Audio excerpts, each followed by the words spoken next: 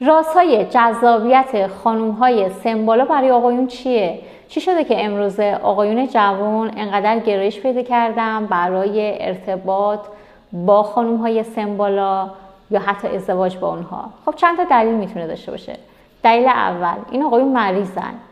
دلیل دوم، خب دنبال پولن. این خانم‌ها از نظر اقتصادی و مالی وضعیت‌های مالی خوبی دارن. دلیل سوم، این خانم‌ها کاربلدن. دلیل چهارم، این خانم‌ها اوپنن. دیگه خانم‌ها دیگه آقایون حال حوصله ناز کشیدن رو ندارن. این خانم‌ها خیلی راحت به اونا پا میدن، خیلی راحت وارد رابطه با اونها میشن. دلیل پنجم، هی گیر نمیدن که بیا منو بگیر، بیا منو بگیر. خیلی زود وابسته نمیشن. تحقیقات امروزه نشون میده که مردها به یک سری از ویژگی‌های زنان خیلی گرایش پیدا میکنن، خیلی جذاب هستش تو دنیای امروز این ویژگی‌های زنان. همونطور که میدونید در دنیای امروز روابط انسانی وارد فازهای خیلی جدیدتری شده، خیلی متنوع‌تر و خیلی پیچیده‌تر شده و یکی از اینها ارتباط مردان جوان با خانم‌های سن بالا هستش که به شکل غافلگیر کننده و حتی جذابتر روز به روز داره افزایش پیدا میکنه.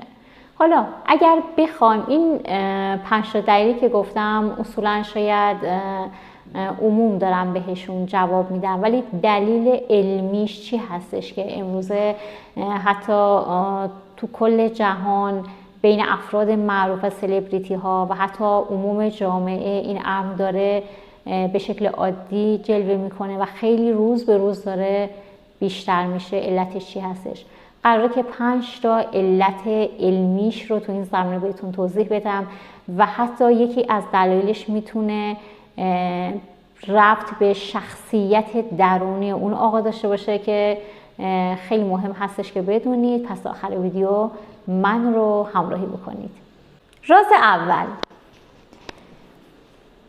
یه سوال میخوام ازتون بپرسم. کلید ورود به قلب یک مرد چیه؟ اصولاً هر در یک کلید مخصوص به خودش رو داره. کلید قلب مردا چیه؟ تأمین نیاز یک زن. وقتی که یک نیازی از زن رو اینها میان برطرفش میکنن و تأمینش میکنن، بهشون حس قدرت و عظمت رو میده. حالا اینا اصولا اینجوری نیستن که مردای خیلی پولداری باشن و بخوان خیلی خرج کنن، نه. زنان در ارتباط با این مردا، زنان سن بالا، وقتی که کوچکترین کاری برای این خانم ها انجام میدن، این خانم ها مثل یک کودک بسیار هیجان زده میشن. خیلی وقتا برمیگردم میگن که از زمانی که من با تو آشنا شدم مثلا مسیر زندگیم تغییر کرد. از زمانی که من با تو آشنا شدم زندگیم واقعا سر و سامون گرفته.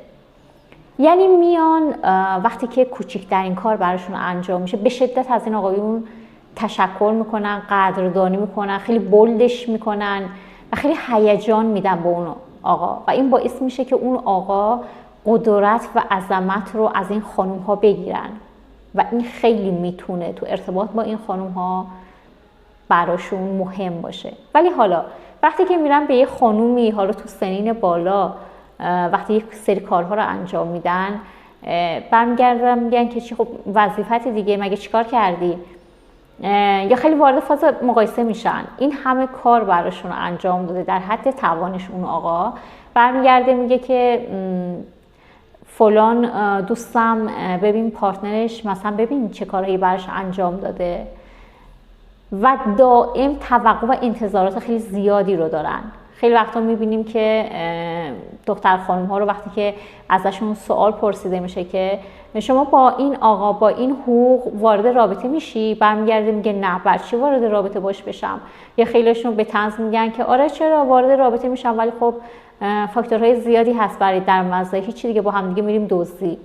یعنی توقعات و انتظارات نسل جوون الان ما با واقعیت‌های جامعه خیلی منطبق نیست و همین امر باعث میشه که وقتی که یک آقایی با یک خانومی که تو سن بالا هست وارد رابطه میشه، وقتی میبینه یک سری کارها رو داره برای این خانم انجام میده، حتی کوچیک‌ترین کار رو چقدر به چشم این خانم دیده میشه و چقدر مورد توجه قرار میگیره. راز دوم، استقلال مالی. ما نمیتونیم این رو کتمان بکنیم که آقایون خیلی به امنیت اقتصادی یا امنیت شغل خیلی اهمیت میدن. وقتی که با یه سری از خانوم‌ها ارتباط میگیرن و میبینن که اونها خیلی مدیریت مالی دارن، خیلی استقلال مالی دارن و شاید اصلا آدم پولداری نباشن ولی خیلی کار بلد هستن، دارن کار میکنن و میتونن مدیریت بکنن و میگن که وقتی ما کنار این خانم قرار بگیریم، این خانم باعث رشد من هم میشه تو این زندگی، میتونیم با همدیگه رشد بکنیم چون همدیگه رو میتونیم خیلی درک بکنیم. تو دنیای امروز زنان جوان که دنبال تایید دیگران هستن، دنبال این هستن که مورد توجه بقیه قرار بگیرن، دنبال یک سری کارها یا حتی رفتارهای حاشیه‌ای هستن، زنان با اعتماد به نفس بالا، تو سین بالا، به توانایی‌های خودشون اعتماد دارن، با خودشون احساس راحتی میکنن، دنبال این نیستن که دیگران خیلی اینها رو تایید بکنن. اینها رفتارهای با اعتماد به نفس و با احترام رو نسبت به خودشون دارن و همین امر باعث میشه که مردان به سمت این زنان جذبه پیدا کنن و مجذوب این زنان بشن و اینکه اینها از توجه آقایون خیلی لذت میبرن ولی در عین حال به جنبه‌های مهم دیگه از زندگی خیلی توجه خاص و ویژه‌ای رو دارن. روشن بودن طرز فکر و هدفشون تو زندگی کاملا مشخصه، اینکه هدفشون از زندگی چیه، دنبال چی هستن و اینکه سعی میکنن رو اهدافشون وقتشون رو بذارن، برنامه‌ریزی دارن برای ارتقاء سطح زندگیشون. وقتی که دختران جوان دنبال روابط پرشور و هیجان هستن، دنبال میکسری اهدافی هستن که هیچ اهمیتی نداره، اینها دارن رو اهداف خودشون کار میکنن، تکلیفشون با خودشون مشخصه، میدونن از زندگی چی میخوان و همین امر باعث میشه که اینها قابل اعتماد به نظر برسن. اون چیزی که خیلی برای مردها مهم هست تو رابطه، اینکه با زنانی وارد رابطه بشن که اون حس امنیت و اطمینان رو برای این مردها تأمین بکنن. نکته خیلی میتونه نکته مهمی باشه. ویژگی بعدی استقلال فکری این خانم ها هستش. این خانم ها به شدت استقلال فکری دارن، یعنی دیگه نمیگن که عمم چی گفت، عموم چی گفت، دوستم چی گفت، همسایه‌مون چی گفت.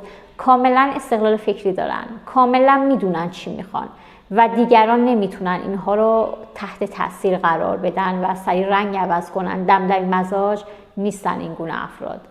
نکته بعدی، خیلی از مردان مجذوب آرامش و خونسردی این زنان میشن، اینکه اون هیجانات ناپخته رو اینها ندارن و اینها سرشار از آرامش هستن و خونسرد هستن. خیلی راحت این آقایون میتونن کنار این خانم ها قرار بگیرن، در مورد هیجاناتشون صحبت بکنن بدون اینکه مورد قضاوت قرار بگیرن.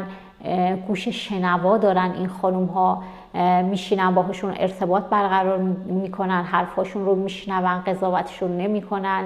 این آقایون کنار این خانم ها خیلی احساس راحتی میکنن و اینجور نیست که نتونن در مورد هیجاناتشون صحبت بکنن و حتی خود این خانم ها خیلی راحت در مورد هیجاناتشون صحبت میکنن و خیلی افرادی هستن که هیجانات خودشون رو میشناسن و آگاهی دارن نسبت به این هیجاناتشون. نکته بعد این که اینها خیلی خوش صحبت هستن، خیلی درک عمیق‌تری از دنیا دارن. اصولا افرادی هستن که تحصیلات عالیه دارن و وقتی که تجربیات زیادی دارن اینها تو زندگی، افرادی که در ارتباط با اینها قرار میگیرن خیلی از صحبت کردن با این خانوم ها خیلی لذت میبرن.